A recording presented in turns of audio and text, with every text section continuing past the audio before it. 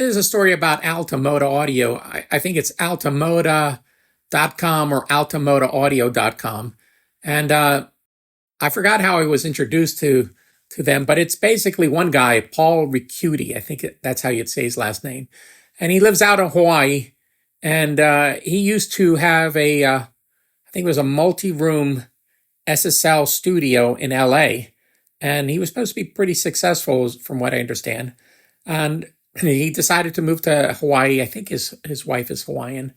But I got introduced to him, and he had come out with this compressor called a Unicomp compressor. And I'll put pictures up, and it's really high quality, the build and the sound quality of this thing. And then, eventually he came out with his 500 series, his EQ and his pre and his compressor, all really good stuff. So we became kind of friendly socially over the phone.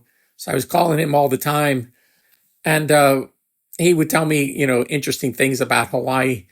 Because it always annoyed him that people would call like from Europe and think that he was laying out on a beach getting a tan, and he was just busting his butt trying to come out with new product because it was a one-man operation. And I remember one time I called him, and we're talking, and he says, wait a second. And I said, what's going on? He said, hold on. And then you hear him going, son of a, and you hear him put the phone down, and he says, you get out of here. You don't belong here. Get out of here, you. And then he came back to the phone. He was all out of breath. And I go, what happened? He says, it's pigs. I said, what do you mean pigs? He said, no. He says, we have feral pigs all over the place in Hawaii. And he says, the thing about them, they're very smart. And he says, they would come onto his property, and they would eat the bottom of his house. I guess it's made out of wood, and they would chew on it. And he says he's tried all different ways to get rid of them, and constantly that he was having a problem with them. And I just thought it was funny. So me being a sensitive type, I found a hula dancing pig that was animated. It was a sculpture that was animated. And I sent it to him, and he thought that was funny. But we remained friends, and I sold a pretty good amount of his stuff. But at one point, he just kind of disappeared.